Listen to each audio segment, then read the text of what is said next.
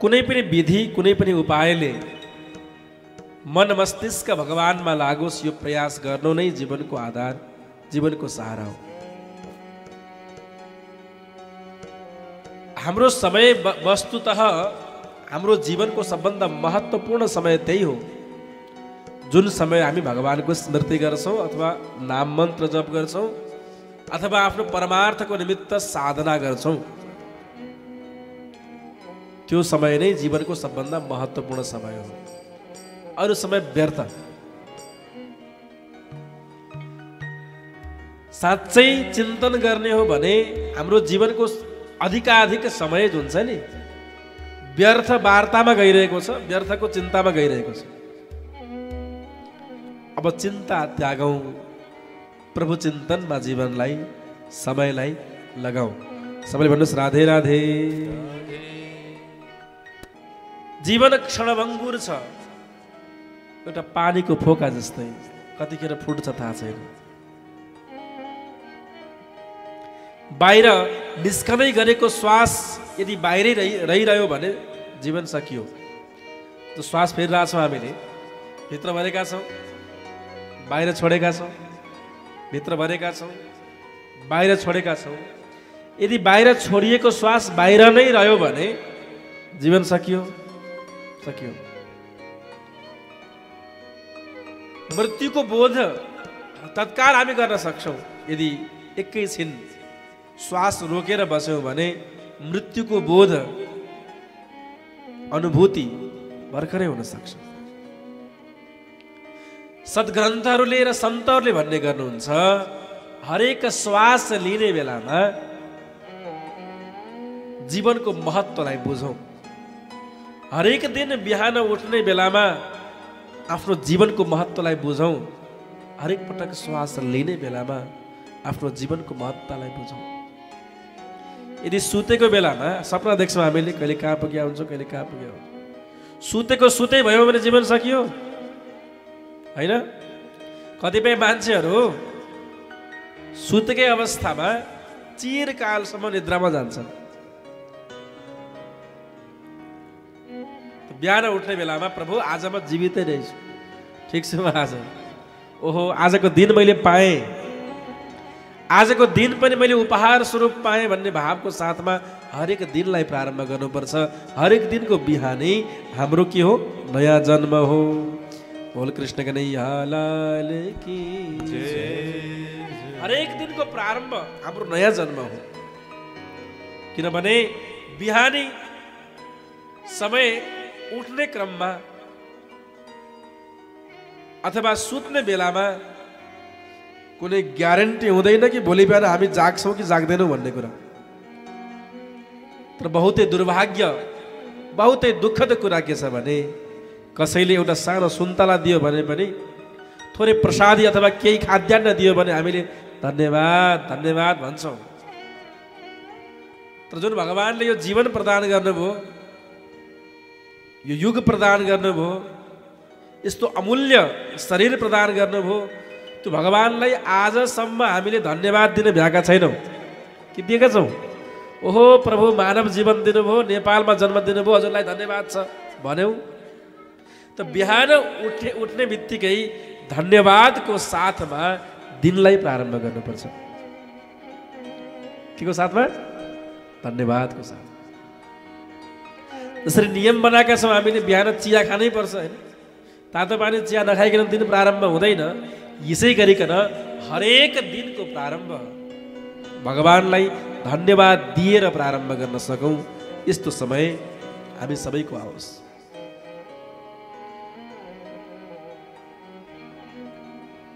होइन नदिने?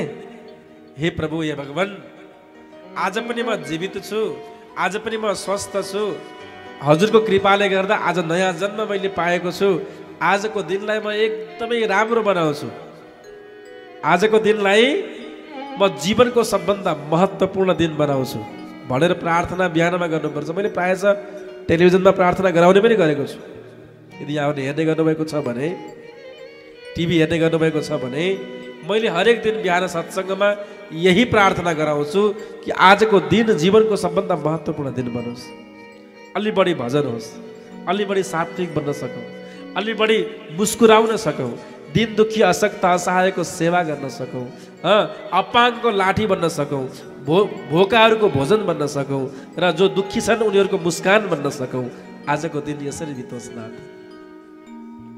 त दिनको प्रारम्भ यसरी गर्नुपर्छ।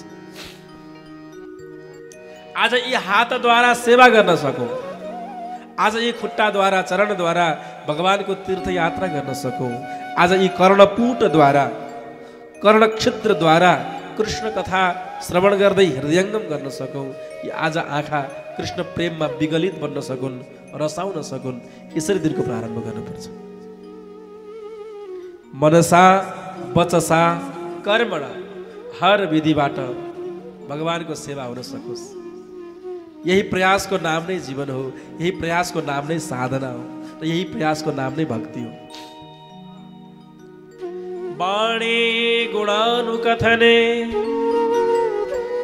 श्रवणौ कथाया हस्तौ च कर्मसु मनः तव पादयोर्नः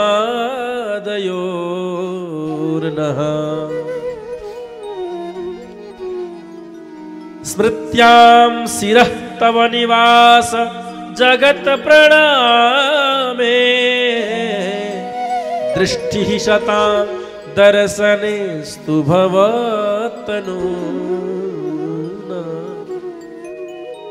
हाम्रो यो जिब्रो ए नाथ हजुरकै प्रशंसा गाउनको लागि खटिरहोस्। केवल खुसुर फुसुर गर्दा गर्दा जीवन गयो, उसको कुरा काट्दा काट्दै जीवन गयो। प्रभु अब यस्तो कृपा गर्नुहोस्, हाम्रो यो जिब्रोले हजुरको प्रशंसा गाउन सकोस्, हजुरका सूची सुन्दर गुणानुवाद गाउन सकोस्। यो जिब्रो सकेसम्म बढी भगवानकै कीर्तन गाउनमा प्रयोग होस्। गुणानुवाद कथन वाणी गुणानुकथने श्रवणौ कथायाम। हे नाथ, यी कान जुन छन् नि भगवत कथा श्रवणमा लागिरहन्।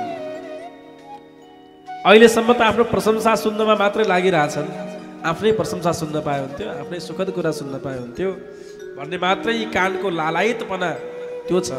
प्रभु अब यस्तो होस्, यी कर्णपुटद्वारा केवल कृष्ण कथाहरू श्रवण गर्ने लालसा। हस्तौ च कर्मसु, यी हातद्वारा सकेसम्म धेरै सत्कर्म सद्धर्म सेवा परायण बन्न सकौँ। यी हातले सेवा गरौँ। मनहस्तम पादयोर्नः, यो चित्त यो मन जुन छ नि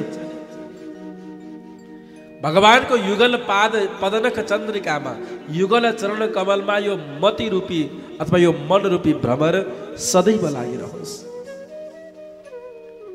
ती मान्छे वैष्णव हुन् जसले यी विधिलाई यी नियमलाई अपनाएका छन्। होइन भने सर्वथा जीवन व्यर्थ छ। के भने मैले वाणी गुणानुकथने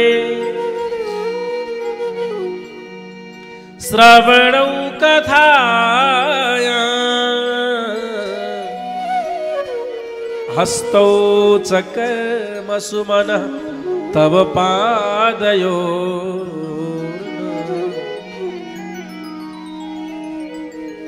यो शिर सदैव महत पुरुषको चरणमा झुकिरहोस्।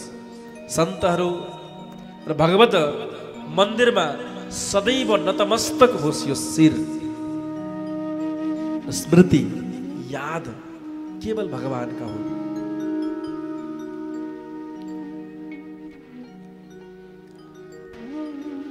भगवानका रसयुक्त कथाहरू स्मृति गर्दै